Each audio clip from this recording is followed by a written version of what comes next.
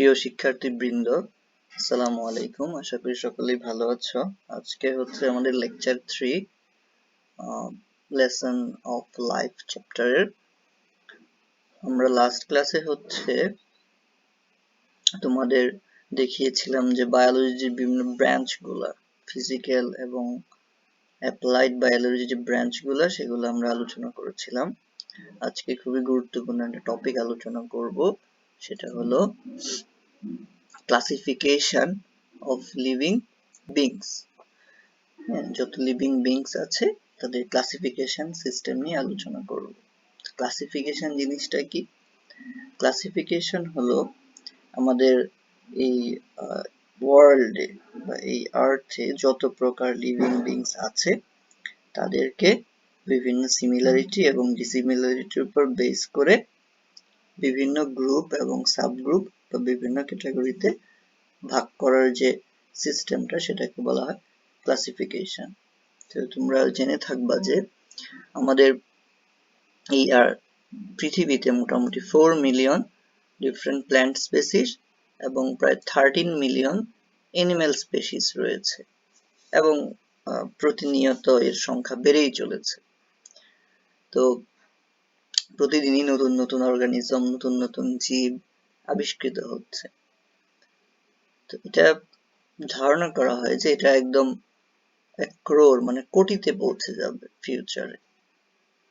এখন এই যে এতগুলা অর্গানিজম, এত different type of plants, animals, এগুলা সম্পর্কে জানার জন্য, এগুলা সম্পর্কে নলেজ অ্যাকোয়ার করার জন্য, এগুলার কাজ, এগুলার ফিজিওলজি, এগুলার যে বৈশিষ্ট্য, বিভিন্ন কিছু এদের সম্পর্কে একটা ডিপ নলেজ অ্যাকোয়ার করার জন্য এদেরকে বিভিন্ন গ্রুপে ভাগ করা হয় এবং এটা অবশ্যই সিস্টেমেটিক্যালি। সো এই যে তোমার এই গ্রুপে ভাগ করাটাকে মেইনলি বলা হয় ক্লাসিফিকেশন। তো তোমরা যদি চিন্তা করো যে আসলে এটা কিভাবে করা হয়, সেটা অনেক আগে থেকেই করা হচ্ছে। যেমন তোমাদের লাস্ট ক্লাসে আলোচনা করেছিলাম যে ট্যাক্সোনমি। ট্যাক্সোনমি কি ছিল? ট্যাক্সোনমি হচ্ছে এই বায়োলজির একটা ব্রাঞ্চ, যেখানে হচ্ছে ক্লাসিফিকেশন নিয়ে আলোচনা করা হয়। তো এখন খুব গুরুত্বপূর্ণ একটা ব্যাপার, সেটা হলো এই ক্লাসিফিকেশনের ফজিলত কি। ঠিক আছে, এই ক্লাসিফিকেশনটা কেন করা হয়? তো ধরো এই ক্লাসিফিকেশনের মেইন এইমটা হচ্ছে আমাদের যে ভাস্ট এবং ডাইভার্স যে লিভিং সিস্টেম বা লিভিং ওয়ার্ল্ড আছে তাদের সম্পর্কে অ্যাকিউরেটলি, প্রথমত তাদেরকে হচ্ছে অ্যাকিউরেটলি ক্লাসিফাই করা এবং কুইকলি এবং ইজিলি তাদের সম্পর্কে জানা। ধরো তোমার রুমে হচ্ছে 100 জিনিসপত্র আছে, ঠিক আছে?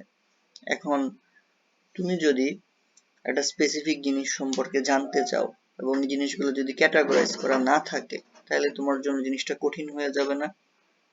কিন্তু ধরো তোমার রুমের জিনিসগুলা, ধরো কাপড়গুলা, ড্রেসগুলা এক জায়গায় আছে, বইগুলা এক জায়গায় আছে, তারপর তোমার যে দৈনন্দিন জীবনের যে ব্যবহার কসমেটিক্স, এই জিনিসগুলো এক জায়গায় আছে।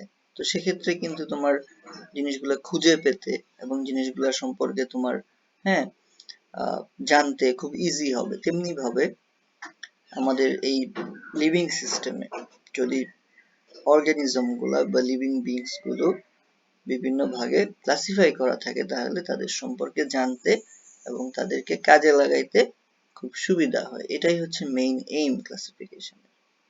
এখন এই ক্লাসিফিকেশন সায়েন্সটা হচ্ছে তোমার কোথা থেকে আসছে? এটা এসেছে ধারণা করা হয় যে তোমার সুইডেনের সুইডিশ বটানিস্ট এবং ফিজিসিস্ট জুওলজিস্ট ক্যারোলাস লিনিয়াস, যাকে বলা হয় দ্য ফাদার অফ ট্যাক্সোনমি। ঠিক আছে, এই নামটা মনে রাখবা, এটা এমসিকিউর জন্য বা সিকিউর জন্য এটা হচ্ছে একদম স্পেলিং সহ মনে রাখবা। ঠিক আছে, ক্যারোলাস লিনিয়াসের নামটা একবারে স্পেলিং সহ মনে রাখবা। ঠিক আছে, তো তার কন্ট্রিবিউশন হচ্ছে ট্যাক্সোনমিতে খুবই গুরুত্বপূর্ণ। তো তার লাইফ স্টোরি যদি তুমি দেখো, তিনি 1735, সে অনেক আগে, প্রায় 300 বছর আগে তোমার কি করেছিলেন, ডক্টরাল ডিগ্রি নিয়েছিলেন ইউনিভার্সিটি অফ আপসালা থেকে, এবং ওই সেম ইউনিভার্সিটিতে প্রফেসর হিসেবে অ্যাপয়েন্টেড হন। ঠিক আছে, তো তার মেইন ইন্টারেস্ট ছিল অর্গানিজম গুলাকে বোটানিক্যাল এবং জুলজিক্যাল অবজারভেশনের উপর বেস করে ক্লাসিফাই করা। তো ফার্স্ট এটা খুব ভালোভাবে এই লাইনটা মনে রাখবা যে এই ক্যারোলাস লিনিয়াসই প্রথম লিভিং ওয়ার্ল্ডকে দুটো ভাগে ভাগ করেন, একটা হলো প্ল্যান্ট এবং অ্যানিমেল। এই জিনিসটা ভালোভাবে মনে রাখবা যে প্ল্যান্ট এবং অ্যানিমেল এই দুটো কিংডমে কে ভাগ করেন বা কে ক্লাসিফাই করেন, সেটা হচ্ছে ক্যারোলাস লিনিয়াস। এটা মেজর কন্ট্রিবিউশন ট্যাক্সোনমিতে। তো এবার আসলে স্পেসিফিক্যালি আসলে এইমটা কি, ক্লাসিফিকেশনের এইমটা কি? তো এইম অফ ক্লাসিফিকেশন হচ্ছে the aim of classification is to acquire knowledge of the groups and subgroups of organisms, to maintain documentation of the accumulated information systematically, to present the knowledge consciously, and to take steps to conserve organism or increase the number of species for the well-being of the living world. এটা খুব ভালোভাবে এই পয়েন্টটা মনে রাখবা যে এইমটা কি। এইমটা হচ্ছে ক্লাসিফিকেশনের মেইন এইমটা হচ্ছে বিভিন্ন অর্গানিজমগুলো গ্রুপ এবং সাবগ্রুপ সম্পর্কে নলেজ অ্যাকোয়ার করা, এবং নলেজ অ্যাকোয়ার করেই ক্ষান্ত হইলে হবে না, নলেজ অ্যাকোয়ার করার সাথে সাথে তোমার ডকুমেন্টেশনটা মেনটেন করতে হবে, যে লিখে রাখতে হবে, একটা তোমার ওয়েবসাইট হতে পারে বা একটা জার্নাল বুক হতে পারে, সেখানে একদম সিস্টেমেটিক একটা ওয়েল ডকুমেন্টেড থাকবে, যাতে যে কেউ এখান থেকে নলেজ নিয়ে ফার্দার রিসার্চ করতে পারে, কাজ করতে পারে। এবং পরবর্তীতে ধরো কোনো অর্গানিজম এক্সটিংশনে চলে যাচ্ছে, মানে বিলুপ্তির দিকে চলে যাচ্ছে, তার নাম্বারটা কমে যাচ্ছে, সেক্ষেত্রে তুমি তাকে আইডেন্টিফাই করে তার নাম্বারটা বাড়াইতে পারো। হ্যাঁ, তার রিপ্রোডাকশনের মাধ্যমে বা কোনো একটা সিস্টেমের মাধ্যমে তুমি হচ্ছে তার নাম্বারটা বাড়াইতে পারো। যেমন প্রায় শুনে থাকবা যে বিলুপ্ত প্রজাতির মাছ, হ্যাঁ, বিলুপ্ত প্রজাতির উদ্ভিদ, তো এইগুলা নিয়ে কাজ করা যেতে পারে। তো আজকের ফাইনাল টপিক হচ্ছে লিভিং ওয়ার্ল্ড। আসলে বেসিক কয়টা ক্লাসে ভাগ করা হয়েছে। তো প্রথমত ক্যারোলাস লিনিয়াসের সময় থেকে একদম 20th সেঞ্চুরি পর্যন্ত কি করা হয়েছিল, শুধু দুটো কিংডমই ছিল, একটা ছিল প্ল্যান্ট এবং আরেকটা ছিল অ্যানিমালস। বাট তোমরা জেনে থাকবা যে নট অনলি আমাদের এই তোমার লিভিং বিংস এর মধ্যে শুধু প্ল্যান্টস এবং অ্যানিমালস এক্সিস্ট করে, এখানে ভাইরাস আছে, ব্যাকটেরিয়া আছে, অ্যালজি আছে, ফানজি আছে, তাই না? তো এগুলাকেও তো ক্লাসে ফেলতে হবে। হ্যাঁ, তো এই জিনিসগুলাকে কিভাবে ভাগ করা হলো? এই জিনিসগুলাকে ভাগ করার জন্য বিভিন্ন ক্রাইটেরিয়া ফলো করা হলো।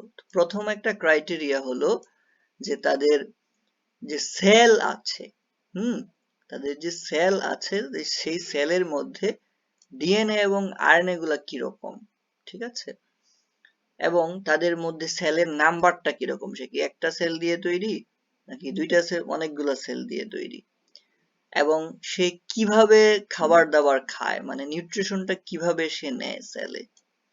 তো এই যে কিছু কিছু ব্যাপার সেবার, যে ডিএনএ আরএনএ, তারপর হচ্ছে তাদের যে সেলের নাম্বার এবং ফিচার গুলা, সেগুলা, তারপর হচ্ছে সে কিভাবে নিউট্রিশনটা আসলে অ্যাবজর্ব করে সেইটা। তো এই যে তিনটা পয়েন্ট, এগুলোর উপর বেস করে আর.এইচ. হুইটেকার, এইটা খুব ভালোভাবে মনে রাখবা, কত সালে, 1969-এ, কে, আর.এইচ. হুইটেকার। তো আর.এইচ. হুইটেকার হচ্ছে কি করেন, 5 কিংডম ক্লাসিফিকেশন করেন, মানে ওই তোমার ইনিশিয়ালি ছিল দুইটা কিংডম, অ্যানিমালস এবং প্ল্যান্ট। তো পরবর্তীতে 1969 সালে আর.এইচ. হুইটেকার এই দুইটা কিংডমের পরিবর্তে 5 কিংডম প্রপোজ করেন। তো পরবর্তীতে মার্গুলিস, মার্গুলিস কি করেন, মার্গুলিস হচ্ছে এই 5 কিংডমকে আরেকটু এক্সপ্যান্ড করে, হুইটেকারের ক্লাসিফিকেশনকে একটু এক্সপ্যান্ড করেন, কত সালে, 1974 সালে, এবং এই 5 কিংডমকে তিনি দুটো সুপার কিংডমে নিয়ে আসেন, ঠিক আছে? ফাইভ কিংডমেই থাকে, এবং এর মধ্যে তিনি হচ্ছে দুটো সুপার কিংডম নিয়ে আসেন, ঠিক আছে? তো এটা একদম খুব ভালোভাবে এই ফিগারটা পড়বা, খুবই ভালোভাবে এই ফিগারটা পড়বা। এটা লাগবে যে ফাইভ কিংডম ক্লাসিফিকেশন, হ্যাঁ, যদি ভালোভাবে খেয়াল করো এটা, হ্যাঁ, ফাইভ কিংডম ক্লাসিফিকেশনটা সেটা হলো, ফার্স্ট তুমি যে লিভিং ওয়ার্ল্ড কে মার্গুলিস, এই ক্লাসিফিকেশনটা কে করেন, যে এটা হচ্ছে মার্গুলিস করেন। আচ্ছা, আমি এখান থেকে আসি, যে প্রথম হচ্ছে হুইটেকারের ফাইভ কিংডম। হুইটেকারের ফাইভ কিংডমে কি ছিল? প্রথম ছিল মনেরা, প্রোটিস্টা, ফাঞ্জি, প্লান্টি, অ্যানিমেলিয়া। তো এই পাঁচটা কিংডমকে পরবর্তীতে 1900, হ্যাঁ, তোমার 1900 কত সালে, 1900, হ্যাঁ, 1900 তোমার 74 সালে, হ্যাঁ, 1974 সালে কি করেন? 1974 সালে হচ্ছে মার্গুলিস এটাকে হচ্ছে তোমার দুটো সুপার কিংডমে ক্লাসিফাই করেন, ঠিক আছে? মার্গুলিস দুটো সুপার কিংডমে ক্লাসিফাই করেন। মার্গুলিস, এটা ভালোভাবে মনে রাখবা, মার্গুলিস, ঠিক আছে? 1974 সালে মার্গুলিস হচ্ছে এটা করেন, আর এইখানে এটা করেন হচ্ছে, হ্যাঁ,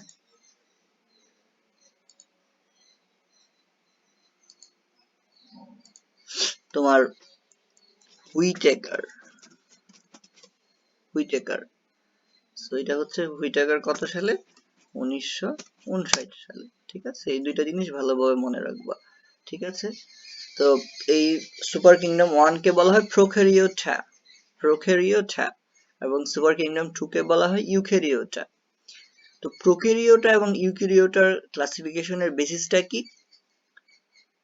তো প্রত্যেকটা সেল দিয়ে তৈরি, তাই না, অর্গানিজম গুলা। তো সেলের মধ্যে একটা গুরুত্বপূর্ণ অর্গান হচ্ছে নিউক্লিয়াস।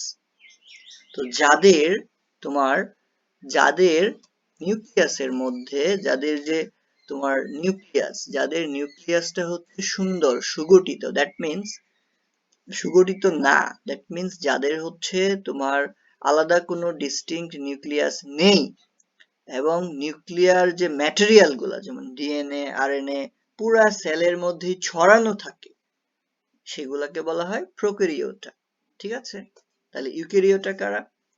যাদের নিউক্লিয়াসটা সুগঠিত, মানে নিউক্লিয়াসের চারপাশে একটা বেড়া আছে, একটা বাউন্ডারি আছে, যেটা দ্বারা নিউক্লিয়ার অর্গানেল গুলা যেমন ডিএনএ, আরএনএ এবং রিলেটেড যে প্রোটিনস গুলা, সেগুলা একটা বাউন্ডারির ভিতরে সুন্দর করে আবদ্ধ থাকে, তারা হচ্ছে ইউক্যারিওটা, ঠিক আছে? সো তোমরা হচ্ছে এইটুক পড়ো, নেক্সট কালকে দেখা যাক কিছু শুরু করা যায় কিনা, হ্যাঁ? ওকে, থ্যাংক ইউ।